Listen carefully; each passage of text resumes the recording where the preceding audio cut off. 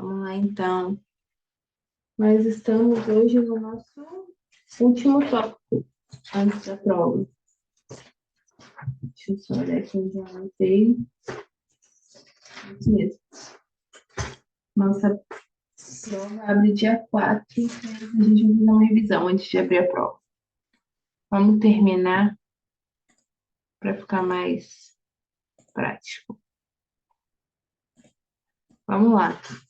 O que a gente vem trabalhando ao longo das nossas aulas? A gente fala sobre relembra um pouquinho, né, da língua portuguesa mais gramatical, mas a gente também relembra a importância de saber adequar a nossa linguagem. O que que eu venho falando com vocês desde a primeira aula? Que a gente usa hoje a nossa linguagem como uma função social. A gente precisa se comunicar.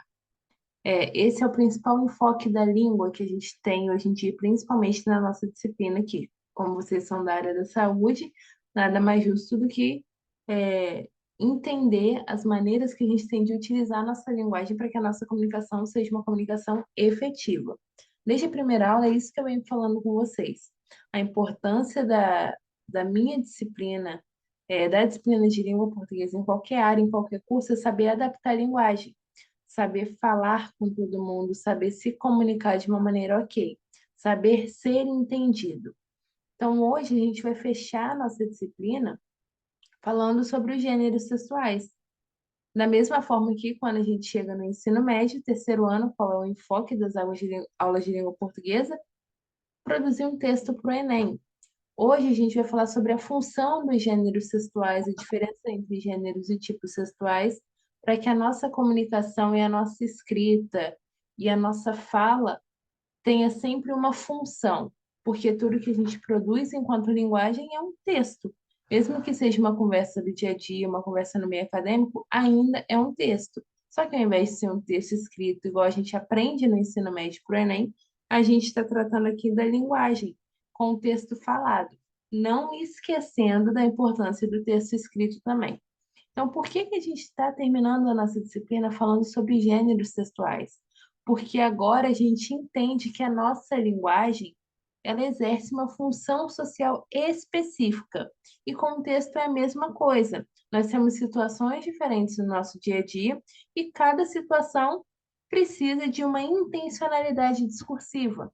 Então, tudo que a gente faz no nosso dia a dia, todas as formas que a gente utiliza para se comunicar no nosso dia a dia, dependem de uma intenção comunicativa muito bem definida. Como que a gente entende isso? Com base no objetivo do nosso texto, na função e no contexto desse texto ali naquele momento. Então, trazendo para a área da linguagem, o gênero textual se adequa a partir do uso que a gente faz dele, do objetivo desse texto, de como a pessoa vai receber, como o receptor vai receber esse texto. E na língua falada é a mesma coisa. Tudo que a gente fala precisa ser entendido. Vocês, já falei várias vezes durante as nossas aulas, vocês não vão se comunicar com os pacientes da mesma forma que vão se comunicar com os chefes. Entre vocês, linguagens técnicas. A gente não utiliza linguagem técnica no nosso dia a dia com todo mundo, com pessoas que não são da nossa área. Por quê? Porque a nossa intenção não é tratar da parte técnica, mas da parte comunicacional. O gênero textual trabalha isso dentro do texto. A gente precisa entender qual é o nosso objetivo, como que como que os receptores vão receber o nosso texto e em qual contexto aquele texto está fazendo sentido, está acontecendo. Essas características de emissor, de objetivo, de contexto, a gente entende como determinante de um gênero. Então, hoje, nós veremos qual a intencionalidade desse processo de comunicação que a gente tem. A gente tem ali aqueles textos, as diversas formas de tratar o texto, de identificar um texto a partir da especificidade daquele texto. Então, a gente consegue classificar o texto dependendo da forma como ele é especificado, da forma como ele é passado para o outro. Por que que a gente está falando sobre texto, tanto texto escrito quanto texto falado? Porque agora a gente entende que, dependendo da forma, do ambiente onde a gente está das pessoas com quem a gente está fazendo essa troca de informação, a gente vai adaptar o nosso texto. Então, não existe só uma forma de falar uma coisa. Lembra que eu falei que a língua portuguesa é uma língua muito difícil de aprender, porque a gente entende que nós temos várias formas de falar a mesma coisa? Com o texto é a mesma coisa. A gente pode diversificar, pode misturar, pode criar gêneros textuais novos a qualquer momento, porque nós temos uma linguagem diversificada. A língua portuguesa é uma língua muito rica justamente por isso. Nós temos várias formas de falar a mesma coisa. Lembra que a gente tratou lá na aula de ortografia, a importância que tem a gente saber se comunicar em qualquer área, em qualquer âmbito. Por isso que a gente tem a língua portuguesa da gramática normativa, que é aquela língua portuguesa que todo mundo consegue entender, mesmo que nós tenhamos influência da sociedade onde a gente está inserido, do grupo social, do momento histórico, da região ali do país onde a gente está inserido, nós temos diferentes formas de falar. E essas diferentes formas de falar só são entendidas porque nós temos um português base, um português com normas gramaticais que são entendíveis para todos os falantes de língua portuguesa. Então, o gênero textual, ele parte desse pressuposto. Nós temos um texto que vai passar alguma informação e esse texto que a gente utiliza, tanto na maneira escrita como na maneira falada, ele precisa estar diretamente ligado com a finalidade desse texto. Qual que é a finalidade daquilo que a gente produz? Como que a gente consegue trazer essa finalidade para a nossa comunicação e fazer com que a nossa comunicação seja uma comunicação ok? Então, mesmo que nós tenhamos diversos tipos de texto, diversos gêneros textuais, com estruturas específicas, mesmo que a gente trabalhe a mesma coisa, o mesmo tema, de formas diferentes na língua escrita, a gente ainda tem alguns textos que têm características próprias. Ou seja, textos que eles, mesmo que sejam flexíveis e adaptáveis, eles têm uma estrutura física. Então, essa estrutura física é que vai nos mostrar o nome desse gênero textual, o nome desse tipo textual, e vai nos fazer entender como aquela comunicação a partir daquele texto pode ser feita dependendo da estrutura que ele está utilizando como uma estrutura predominante. Então, o gênero textual que a gente vai trabalhar hoje é basicamente essa parte de identificação do texto, onde a gente vai observar como que aquele texto é produzido, para que aquele texto é produzido, como que ele trabalha ali naquele meio social. Por quê? Porque a gente tem sempre no nosso texto aquele tipo de linguagem onde a gente pode mesclar vários tipos de linguagem, onde a gente pode utilizar só um tipo de linguagem, e ele é um texto que ele tem essa fluidez. Então, dependendo da plataforma, da forma como a gente divulga esse texto, a gente consegue inferir outros elementos. Então, nós precisamos entender, basicamente, no conceito, né, a diferença entre tipo textual e gênero textual. São categorias diferentes. Os gêneros surgem a partir da função específica daquela forma de comunicação. E o tipo textual, a tipologia textual, são as classificações que a gente dá quanto à estrutura linguística daquele texto. Tem um quadrinho aqui para ficar mais fácil para vocês entenderem. Nos gêneros, a gente tem características que são comuns presentes em textos que têm a mesma finalidade. Conto, crônica, carta, e-mail, reportagem. E os tipos são aqueles que trabalham mais a partir da estrutura linguística fundamental. Então, cada texto tem uma finalidade e um objetivo. E essa finalidade e esse objetivo só são alcançados quando a gente segue a estrutura do texto. Então, como que a gente pode lembrar o conceito de tipo textual? Vocês provavelmente fizeram o Enem ou algum vestibular e eles sempre pedem uma produção textual, geralmente um texto dissertativo, argumentativo, e a gente precisa formular uma ideia, formular uma tese a partir de algumas características que a gente consegue pegar, porque eles sempre nos dão alguns temas específicos e algumas tiras de artigo, de jornal, trecho de um livro que fale sobre aquele tema. Qual é a ideia do texto dissertativo argumentativo?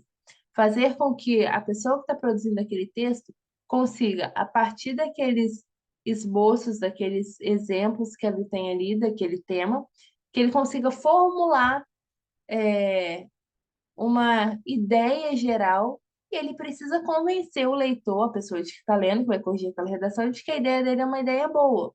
Então, é a partir desse texto que a gente trabalha a nossa criatividade. Lembra que a gente falou lá na primeira aula? Tudo que a gente fala, nada é novo, tudo é repetido, a gente só reformula tudo. É isso que a gente vê nos textos que a gente faz, basicamente no ensino médio, nos textos dissertativos argumentativos. A gente trabalha o nosso ponto de vista a fim de convencer o leitor de que aquilo que a gente está propondo é uma proposta boa, uma proposta que deve ser aceita. Então, esse tipo textual de convencer o leitor, ele tem uma estrutura específica, lembram? Introdução, desenvolvimento, conclusão, e tem a forma certinha de colocar a introdução num parágrafo, colocar, destrinchar o desenvolvimento em alguns parágrafos, fechar a ideia em um parágrafo. Por que que a gente tem essa estrutura? Para fazer com que o texto, ali na sua estrutura, já nos dê a ideia, e já nos demonstre qual é a função daquele texto. Qual é a função do texto dissertativo argumentativo? Convencer o leitor de que aquela proposta é uma proposta ok. Um exemplo que tem aí para ficar mais fácil para que vocês entendam o que são os tipos textuais é uma receita culinária. Na receita culinária, o que que a gente tem? A gente tem uma lista de ingredientes que a gente vai precisar para fazer o preparo daquela receita. Essa lista de ingredientes é um texto descritivo, está descrevendo tudo que eu preciso para tudo que eu preciso ter ali para que essa receita aconteça, seja feita.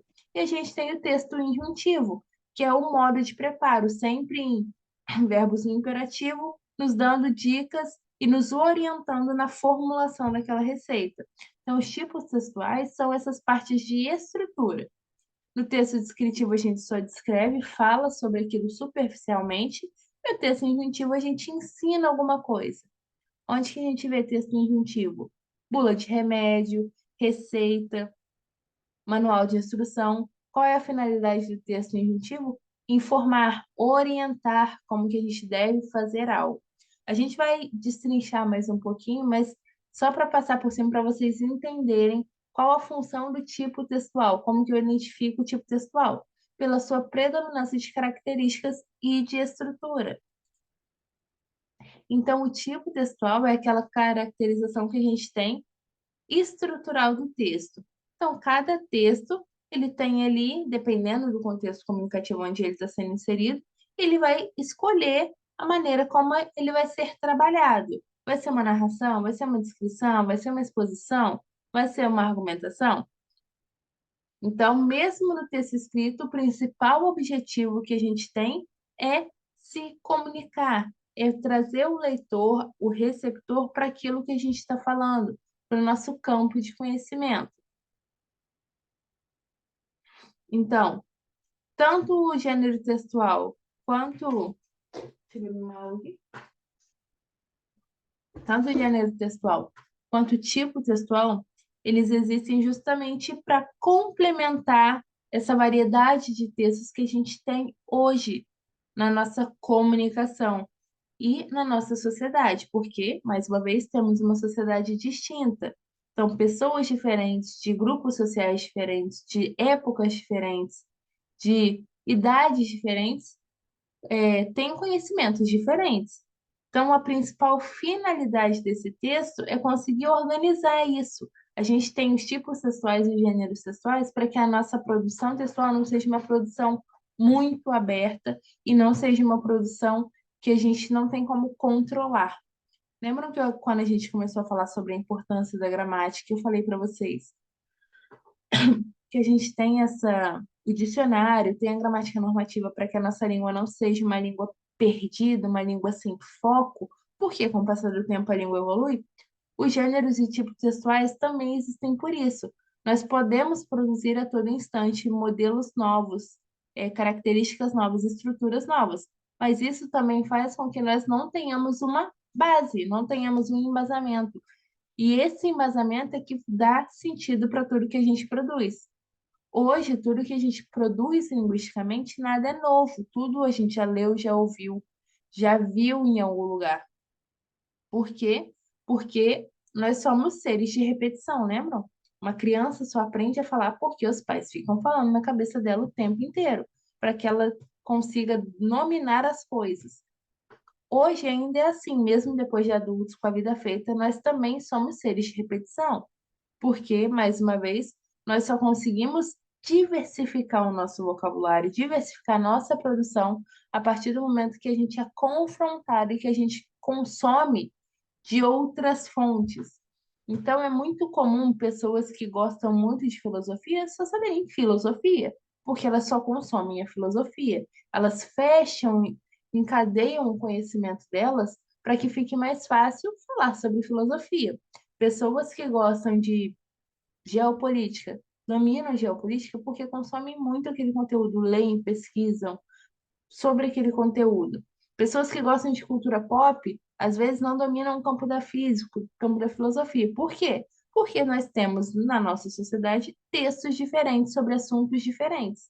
E a partir do momento que a gente consegue filtrar esses posicionamentos que a gente tem linguísticos a partir das categorias, das estruturas, a gente consegue entender a finalidade dos textos e fica muito mais fácil consumir os textos e passar esse texto de uma forma oral ou uma forma escrita para frente. Por que que a gente está lendo isso? Porque a gente está entendendo hoje a importância de ter vários tipos textuais, vários gêneros textuais e saber identificar cada um. Mesmo que nós não decoremos todos, a gente consegue perceber a importância e como cada um trabalha. E aí a gente consegue entender também a intencionalidade desse texto. Onde que a gente entende e aprende sobre intencionalidade textual? Quando a gente entende a função dos gêneros textuais. Se os tipos tratam da estrutura do texto, os gêneros eles tratam do conceito mais amplo que a gente tem, que é a função sociocomunicativa daquele texto. Então, para a gente entender a função sociocomunicativa do texto, a gente tem alguns elementos. O primeiro elemento para entender essa função sociocomunicativa do texto é entender basicamente a função social. Qual a finalidade daquele texto? Qual a utilidade? Qual a importância daquele texto naquele contexto, naquela cultura, naquela sociedade? Nesse que a gente consegue entender a valorização da nossa linguagem como uma ação comunicativa. Somos seres que precisam se comunicar. Já falei isso com vocês várias vezes ao longo das nossas aulas. Nós precisamos externalizar tudo que a gente pensa. É uma necessidade humana. Por isso que nós somos o único ser vivente na Terra, o único animal que tem um aparelho fonador, que consegue se comunicar, porque é uma necessidade que já nasce com a gente.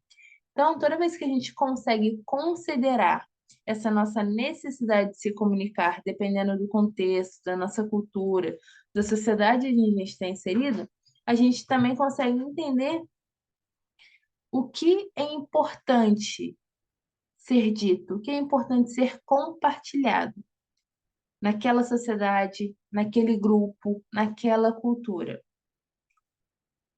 O segundo elemento que a gente tem aí é o que envolve esse processo de interação. Lembra que eu falei com vocês desde a primeira aula que a nossa função é se comunicar e se comunicar de uma maneira efetiva? A nossa função linguística é basicamente essa: se envolver nessa interação social e comunicacional que a gente tem. Então, o segundo elemento essencial para entender o gênero textual é saber basicamente sobre esses valores que a gente troca numa conversa, num texto, numa troca de mensagens. Por quê? Porque o elemento essencial do texto é basicamente essa interação. A gente precisa considerar o que a gente escreve e para quem a gente escreve. A gente não fala da mesma forma com todo mundo. Isso também é uma coisa que eu venho falando com vocês desde a nossa primeira aula. A importância da comunicação basicamente é essa: saber se comunicar, saber falar, considerando quem está falando, quem está ouvindo, quem está escrevendo e quem está lendo.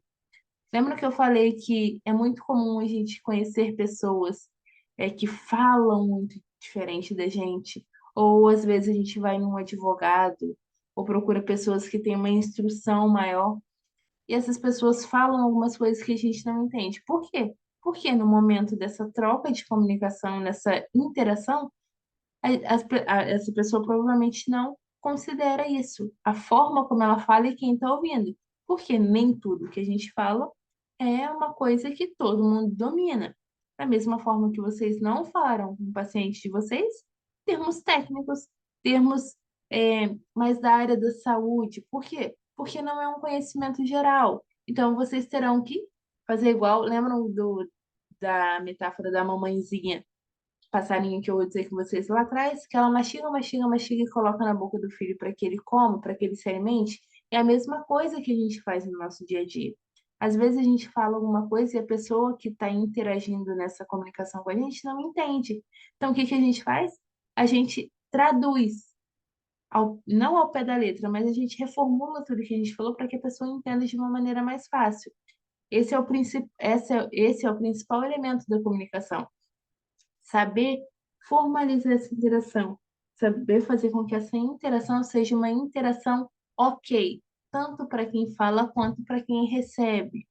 E o outro elemento que a gente também tem no gênero textual e na nossa comunicação é o contexto de uso, onde esse texto está incluído, qual referência ele faz à sua cultura, onde ele está ali inserido, qual a importância daquele texto naquela cultura, naquele grupo social. Então, toda a comunicação, tanto escrita quanto falada, ela é baseada nesses três pressupostos. Primeiro pressuposto é a função social. Qual a finalidade daquele texto? O segundo pressuposto é a interação, quem fala para quem fala. E o terceiro pressuposto que a gente tem é o local cultural, onde esse texto está inserido. Então, tudo que a gente veio falando desde a primeira aula até hoje é baseado nisso. A minha função aqui não era fazer com que vocês gravassem terminologias específicas da língua portuguesa para a área de vocês. A minha importância aqui era fazer com que vocês percebessem que a nossa linguagem é uma linguagem totalmente construída para que a gente consiga fazer essa interação, essa troca. Lembram que eu falei com vocês também que a nossa comunicação ela é baseada numa tríade? Quem fala com quem se fala, quem fala com quem se fala sobre algo ou alguém. A nossa comunicação ela parte desse pressuposto. A gente não fala para as paredes, mais uma vez, é uma coisa que eu sempre falo aqui durante as aulas. Nós falamos para sermos ouvidos. Nós nos comunicamos com o intuito de ser entendidos. E com o texto escrito é a mesma coisa. Nós temos a função social, nós temos essa interação entre autor e leitor, entre locutor e ouvinte, e nós temos também o local cultural, onde aquele texto está inserido. Eu já comentei com vocês, eu não estou no Brasil. Então, quando a gente sai daquilo que é muito comum para a gente viver 26 anos no Brasil, às vezes algumas coisas chocam. Quando a gente conhece uma cultura diferente, algumas coisas assustam. Uma maneira que eu tinha muito de me assustar era ouvindo podcasts que falavam sobre momentos históricos ou sobre acontecimentos de um modo geral e como isso influenciava aquela sociedade a se entender, a se comunicar. A maneira como as pessoas falam em um determinado local, como as pessoas se comunicam em um determinado local, mostra muito como aquela sociedade se porta. Com a nossa fala é a mesma coisa. Aqui, ouvindo outras línguas, eu percebi que brasileiro é um povo que se comunica muito bem, tem trejeitos muito diferentes. Nós temos, lembra na aula de pontuação, formas de trazer para a nossa escrita coisas que a gente já tem na nossa fala. A gente consegue inferir de uma maneira muito mais fácil na nossa fala. Gesto, entonação verbal, mímica, expressão corporal. E na grande maioria das vezes, as outras línguas não têm isso. Por quê? Porque são línguas segmentadas, são línguas mortas, são línguas totalmente estruturadas. E elas não permitem, essas línguas não permitem que o falante coloque ali alguns aspectos que podem fazer com que essa comunicação seja diferente. Provavelmente, se vocês colocarem algum vídeo de pessoas conversando em russo no YouTube, se vocês ouvirem pessoas conversando em russo ou em alemão, a gente consegue perceber que a linguagem deles é uma linguagem que para a gente parece uma linguagem seca, uma linguagem ríspida, mas é a forma como eles têm de falar.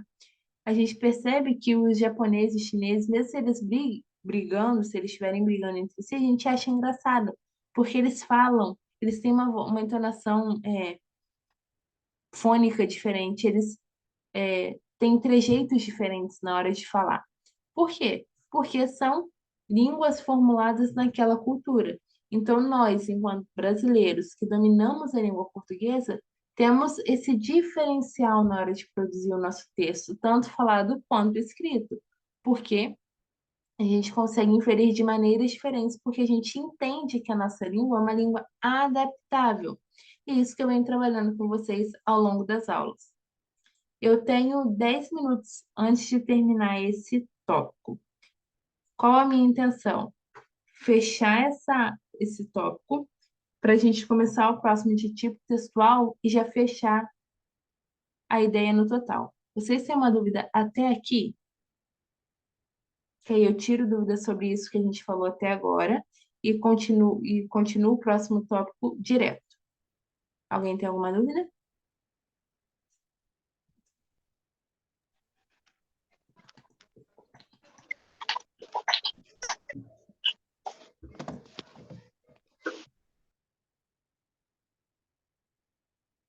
Não? Vou considerar que não, então.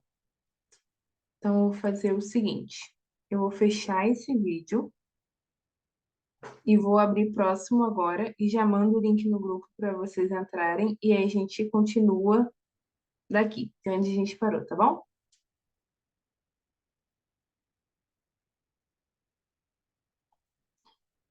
Já volto, galerinha.